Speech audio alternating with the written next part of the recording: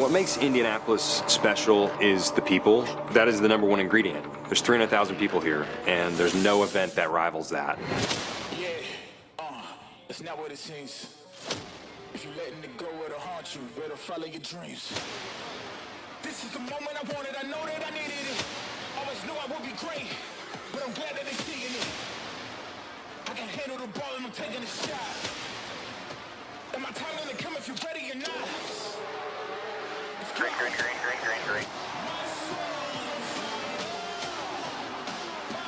And look at Josef Newgarden. Great job, you've done what you're doing. This is the third stop of the day. It's going to be very close, but his teammate Josef Newgarden has beat him off. Broken stop, good job. Yes, sir, let's go. It's Josef Newgarden back at the front. Josef Newgarden up high around VK and below. Here comes Newgarden, blasting up the inside of Dixon. And it's all but a three-car battle now. It's Newgarden and Ward Rossi with 2 laps left in the race.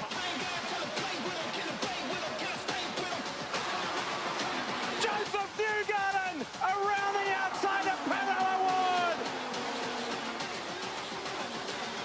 Josef Newgarden is a 2-time Indy 500 winner. Let's go! Let's go! Oh my God, unbelievable! Yeah! Josef Newgarden wins another one for the captain. 2 for Josef, 20 for Roger. They can't stop me now. Go ahead, try to catch up.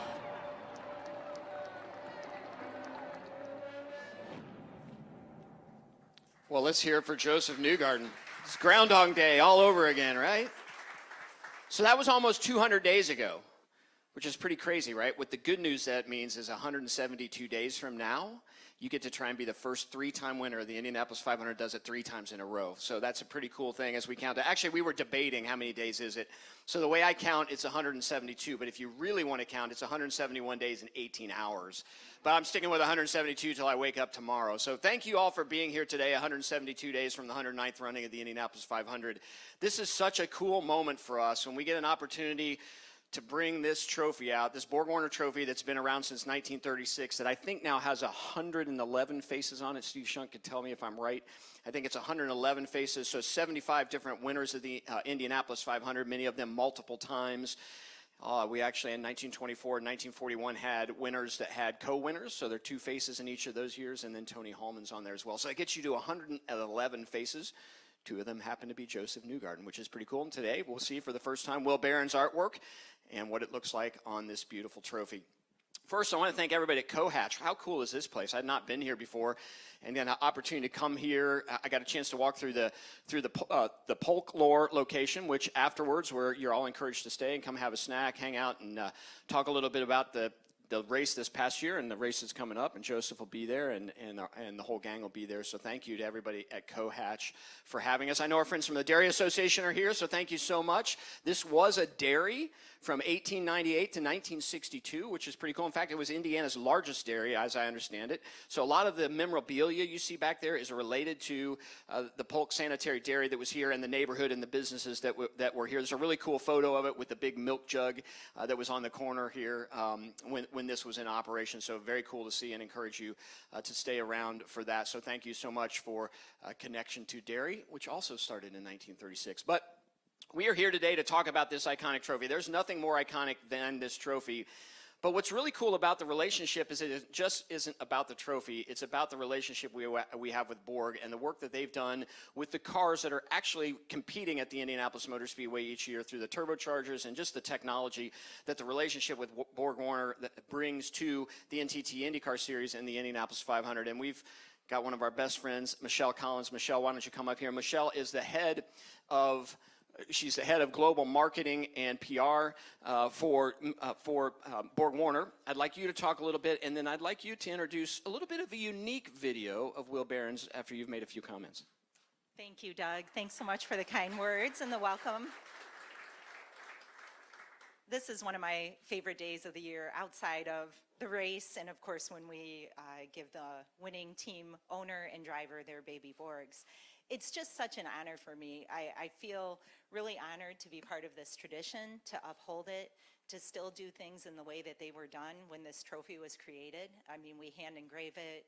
We have a sculptor that does the actual face. You know, we're not using any 3D printing. We're not using any type of machinery. It's just good old-fashioned hard work. And I think that ties in so nicely just with all of the teams and the drivers.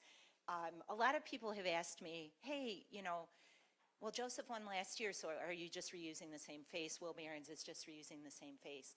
No. If you know Will, he is a consummate professional and perfectionist. So the day after the race, he started like he did last year for the very first time and went through every single step. And for Borg-Warner as well, we treat it the same way. We're not going to do anything different just because Josef has won before. In fact, we're right behind him, encouraging him to win 3 times in a row next year. So this was an exciting year for us. It was the first time, at least since I've been with the company, that we had done the rolling jackpot payout. Every year that I've been here, we've had that check printed, waiting in the green room, and then we throw it out afterwards. Nothing ever happens with it. And this year we actually had to pull it out, make sure we understood when did we present it to Josef, when did we bring it on stage. Fred Lasalde, our CEO, signed it right on the spot and presented it, and it was really, really a cool moment. The only sad thing is now it goes back to $20,000. So it'll continue to roll over, and you know, Josef has a chance to win that $20K next year. Otherwise, it will continue to grow. So we're just so honored to be part of all the traditions, and I'm honored to be a part of it and help represent Borg-Warner and uphold all of those. So with that, I'll say a few more words about Will Behrens. He's probably one of the most amazing people I've ever met.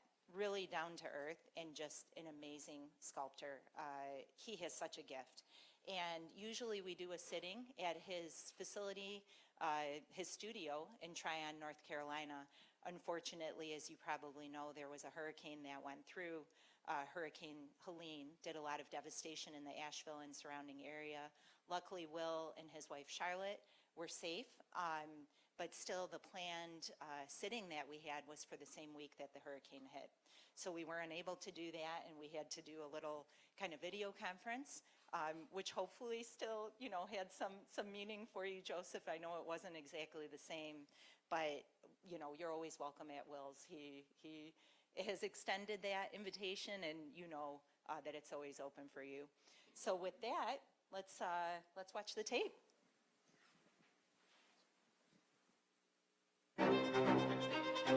Going back to May, it was such a great time for Roger Penske. I mean, you got locking out the front row and then having you win his 20th. I mean, that was incredible. For me, it was thrilling to be a part of. I'm glad we were able to win it. But I think even if you were just in it and in that fight, you appreciated the show that was going on. You know, people ask, do you go back and just take the mold out from last year? And I do the opposite of that. I just really put last year's away, don't even look at it, and just start from scratch as if I'm doing it for the first time. You got to unveil this sculpture for me. I can't wait to see what you got here. Yeah, I hope you like it. Will, amazing job. You are the best of the best. For me, it was a privilege coming to your shop last year. And, you know, like I said, I'm sorry we couldn't make it there this year, but I'm going to be doing my best. Our team's going to be doing the best job possible to win this 3 years in a row. I don't even mind saying that. You know, I don't want to jinx us, but at the same time, you know, it's not going to change what we're going to do, and we do have an opportunity to win 3 years in a row, and it would be an honor to come back and see you, and I hope we're the first to be able to do that. I would look forward to that. We really enjoy that. That's very cool, Michelle. Thank you for that relationship. That was his 34th face? 35th face. So he's as much an institution at the Indianapolis Motor Speedway and the Indy 500 as the Borg-Warner almost. Is really cool, understands the history and the tradition, and it's a lot of fun to do that with him. With that, I think we ought to introduce again our now 2-time and back-to-back Indianapolis 500 champion, Josef Newgarden.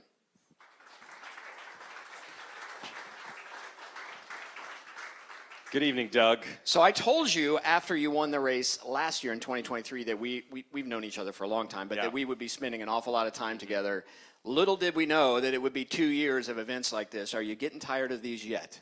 I don't know if you told everybody, but I like that we've already been planning stuff for next year, potentially, right? You know, so we're not shy about the fact that, you know, we do have an opportunity to win it again next year. I know the probability is extremely low. Winning it twice is a very low probability, but it's been great to see you. You know, I think Doug has got to be just one of the best champions of this event. He's an amazing president, does such a good job, and it's an honor just to be in the race. And I had really recognized that 2 years ago, and now to win it has taken the appreciation to a new level. I don't think you can understand the appreciation until you win it. I mean, of course, we all care deeply about the race, what it means. You meet so many families that have been going there 50, 75 plus years. They get the same seats. They've got their own stories. And it's what makes Indy so special. That's why I said in the video, too, it's the people that make Indy different than anywhere else that you'll go. And it's hard to describe to people if you've not been there. If you haven't seen the Indianapolis 500 in person, you have to see it at some point in your life just to understand the significance of it, because I don't know that there's an event that really rivals it. So, yeah, it's been an honor to see you so often, and I hope we get to do it again, Doug. So I know as a race car driver, the nerves are there. Once you strap in, you got the helmet on, it goes away. It's total focus. Are there nerves tonight waiting to see your face for the second time, or is it a little better this year? I think there's going to be more wrinkles, and I'm a little nervous about that.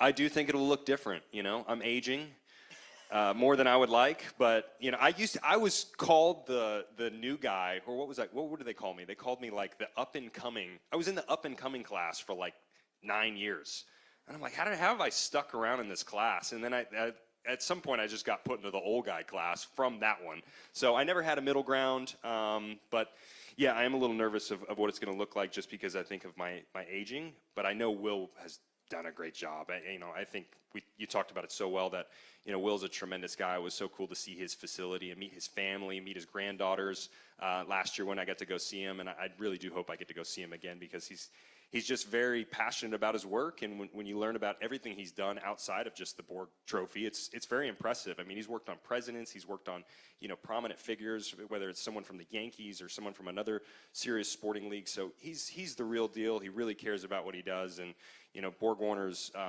basically their passion for making sure that this iconic trophy, you know, stays this way and stays basically, what's the way to put it? I would say it's just captured. It's frozen in time in a lot of ways. You see the history of what the Indianapolis 500 is, so it's a very cool process to go through. It is a cool trophy, and I think that's what makes it so special. The relationship with Borg and the Speedway, the automotive connection it's really one of those connections that makes sense. But we've had an opportunity to have this trophy all over the place. We actually had it on Capitol Hill a couple of years ago, and it ended up on the front page of the Congressional Register because people are so fascinated when they see it. It's a beautiful, and then when you tell the story behind it, especially if somebody doesn't know the story, that these are the people that have won the Indianapolis 500. So I've gotten to do these since 2013. So I became president in July of 2013 after TK won his race. So I've been able to do these. But this is, with the exception of Takuma Sato winning 2, you're only the second person that I've been able to do this with 2. And it's been a long time since we've had a back-to-back winner. Obviously, we've had a handful of them, right? Wilbur Shaw picks up a back-to-back win. You got Murray Rose, 2 great names. Bill Vukovich, maybe one of the greatest race car drivers ever to compete at the Indianapolis Motor Speedway. Al Unser Sr., 4-time winner. And then Elio Castroneves. And speaking of Elio, I know he's a teammate of yours for a long time, but we have a special message here to you from Elio. Oh, you didn't tell me this. Look hey, at the Joseph, gray. Again, congrats on the back-to-back winning the Indy 500. It's an incredible achievement. And by the way, you like my new look? Yeah, different, right? It's winter. So back to you. Look. My last time, obviously, when I did it, it was a lot of fun. It was great. Enjoyed so much. There was so many hype special coming up to the next year. I'm gonna do everything I can to obviously not make, not help you to win another one because that's it. But I'll be in the race, so I gotta make it. I gotta break the record, you know. But you know, just enjoy, have fun, go with it. Gonna have a lot of people gonna say, you're gonna do it a third time. Forget about it. It's already what you did. It's an amazing achievement, especially these days. They're so hard, right, to lead, so hard to, everybody's so close to each other.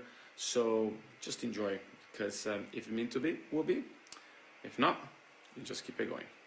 All the best, my friend. That's very, and you know, he'll tell you that maybe the best race he ever had in his life was when he was trying to go for the third there against Gilles de Ferran, and just the competition that they had. So he might give you some, he probably won't give you some tips because he's competing against you, but he could give you some tips on some of the things he wishes that he had done to do that. But you really do, if you think about drivers who have won back-to-back, maybe Elio, but back in the day when Al Unser and those guys that were running, the cars weren't nearly as reliable. You have reliable cars, you've got reliable tires, you've got reliable engines, you're with one of the most reliable teams. You really do have a chance to win 3 in a row. Definitely. It's a different craft to what it was, 40, 50 years ago, like we're talking about. But at the same, with that, there's also another caveat. Everybody's reliable, but now everybody's so good. So it's almost like if you're in a good car, you're really competing against 32 others. Whereas, back 50 years ago, if you had one of the best cars, if it didn't break, you probably weren't racing all 32. And nowadays, you truly have to beat everybody. So it's just a different game than what it used to be, but both are difficult. We do have a chance to do it. I don't want to sound unappreciative of the 20,000, but is there can we make a 3-peat challenge? Is there any way we could do something significant for that? That would be really cool. I think we can we talk to Fred? Yeah. Fred loves a good deal. So I think we should we could insure it. Insurance companies love this stuff. No, we'll talk about it later, but I think there's a great chance. We'll talk about it offline. No pressure, but yeah, I think I'm not shy to talk about it because there is a chance to win it 3 years in a row, and we're going to go in and, talking about it isn't going to change. I said that in the video. It's not going to change what we do. I mean, we're there to win, and we know the process that we have to go to, and I think Elio actually summed it up perfectly. If it's meant to be, it's meant to be, and I think that's a lot of how Indy is. So I've asked you a lot of questions about what it was like to win last year. We've had a couple opportunities to talk about this year. One question I don't think I've asked you, and I got to be careful because we're going to do several of these, so I want to save some questions. Last lap, going to turn 3, it's your last chance. Did you literally think that you weren't going to hit the fence? No, that wasn't in my mind. I think that would have been a bad thought in the moment. It was such it's a pass. It's like, that's not supposed to be 2 grooves there. Well, I thought, what? If I really think back to it, it's so vivid in my mind. I'm like, this is an okay run. It's not a great run. And then I'm like, he's blocking in the inside. I was like, I can't wait though. So then I went to the outside and I'm like, we can do this. And then about midway through turning in, I thought, I hope I clear him and he doesn't hit me. And I tried to just give him enough room so that, I had the excuse being like, you had room, so what, don't hit me. And he didn't, and I spoke about that afterwards. I thought Pato was extremely clean in the way he raced me. I tried to be clean in the way I raced him. I tried to give him just enough room to have his part of the corner. And, it just worked out. I think it's hard to win that race without a great car. Indy just really defines the team aspect, and the car is such a big part of that. And my car was so good on that day, so it gave me the confidence to make that move. It's not just, it was a brave move. I had a really good car that was capable of doing it, and I think that made a lot of the difference too. I do think, though, it also reminds people how important that race is. And you think back to Emerson Fittipaldi and Al Unser Jr. at turn 3, or you think about Dario Franchitti and Takuma Sato at turn 1. And in those instances, there are 2 people desperately trying to do the same thing with laps going away, win the Indianapolis 500, and only one comes out of it. So to me, as you're watching that unfold, and I'm sitting in my office thinking about who's going to be there, I'm like, who's in third? Because you really think that might happen. It's very possible, very, very possible. And I'm sure if you're sitting in third, you're hoping that happens. You see that type of move, and you're like, come on, just wreck him. And it happens. It's kind of amazing when you're sitting in third and it happens. You're like, I feel so bad, sorry. And then you just take it yourself. But, it can go so many different ways, like you said. It really, I think what was so great about this race, it's obviously more fun when you win it. It's easier to stand here and say, what a great race, because we did win it. But I think anybody in the top 10 would attest to this being one of the best 500s that we've had. And it was one of the strangest 500s that we've had, right? The weather was so peculiar, and the way it rolled in and the way it cleared. I mean, I thought for sure we were racing on Monday, and then we weren't. And then we had one of the most unique finishes. We raced to dusk, and it was a great race. I mean, the last 50 laps, there was no incidents, there was no yellows. It was just like a straight fight. And I didn't really know, who was going to win. I mean, I thought we were in a good position come that final pit stop, but it was like, man, you got to fight truly this top 5, top 6, off for the rest of this thing. So it was a fun one to be a part of. I look back on it and go, that was an Indy 500 for people to watch. If that was your first one, then I got to think you're a fan after seeing it. Well, and you subscribe to this theory too. Really, at the end of the day, the Indy 500 is all about the fans, and the fans came back. That's what I was so surprised with the rain. And you had to have noticed it on those parade laps. When you get a second to look around, and for the first time in a month, the entire backstretch to driver's left, all those spectator mounts are just packed with people in the grandstands. And they stayed through the whole thing, and they got an amazing show. It was bizarre. Bizarre in that I wouldn't have thought everybody would stuck around. I was like, what's it going to look like? Is it going to be half full? Is it going to be 3/4? I was like, I hope it just looks okay. And then you get out there and you're like, I think it's packed. Like there's no difference. It was like you might as well not have had the rainstorm. Everybody's here. So it speaks volumes to what the Indy 500 is, and all those stories that you hear and you talk about and the family traditions. I mean, they hold up here.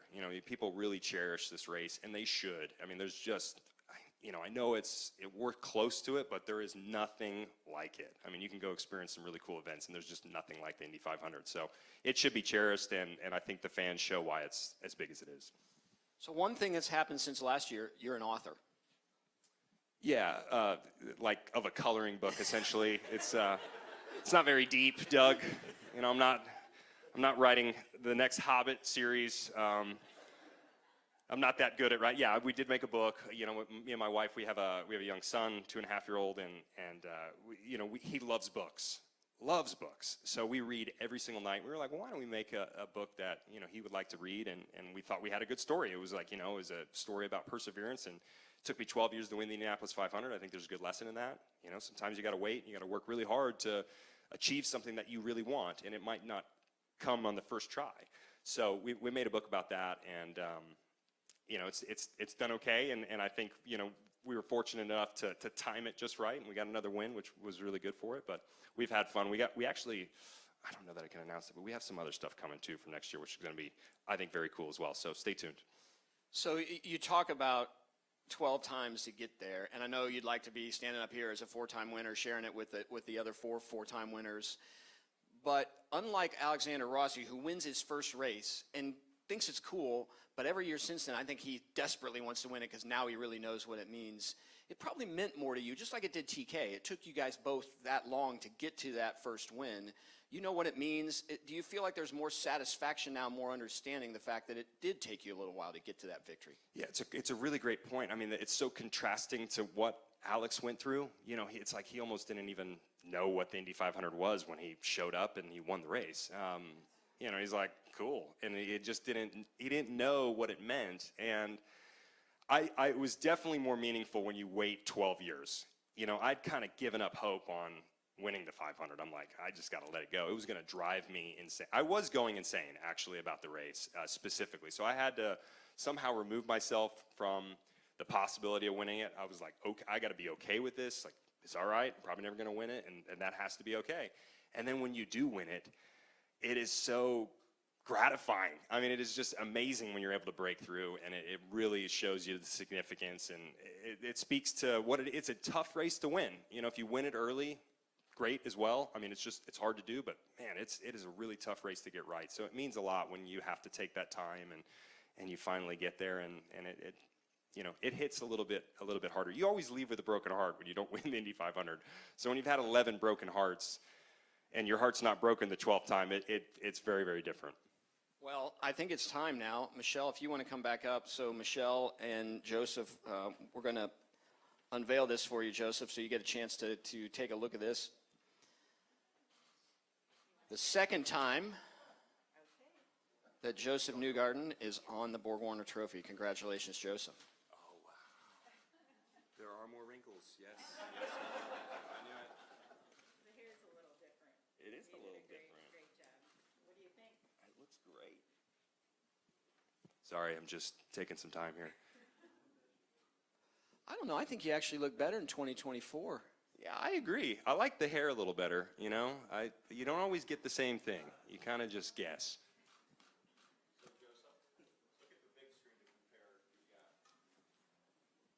Yeah, it does look better in 24. Oh my gosh. Will had a good day in 2024. No, that's really cool. And I do love that the details are different, and you can tell I was a little different on the day. I had a different night. You win it the first time, it kind of goes a little differently. So very, very cool.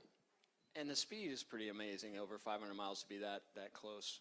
I'm surprised by the speed. I guess the reds get removed. Do Correct, they? yes. Yeah, okay, Yeah. so that's what I was thinking would trip the speed up. But yeah, it's very similar. Absolutely. Pretty incredible.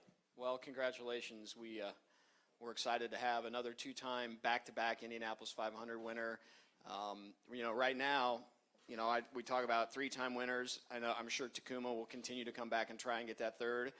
You're the one guy in the field right now that's closest to that, and your career could be long enough. Who knows? You may be doing exactly what Elio did, trying to figure out how to win 5 at some point in time. But congratulations. Thanks for being such a great ambassador for our sport, and we look forward to 172 days from now, seeing if you can do 3 in a row. Thank you, everybody. So with that, I think he's going to do a few Q&A and one-on-ones. We'll do some photos up here. We are going to open up the folklore room in the back. There's some refreshments back there. I encourage everybody to stay and hang around. I think Joseph's going to hang with us for a little bit. But thank you all for coming, and we'll look forward to seeing you in 172 days for the 109th running. But certainly before then, when the NTT IndyCar Series kicks back off again in St. Petersburg.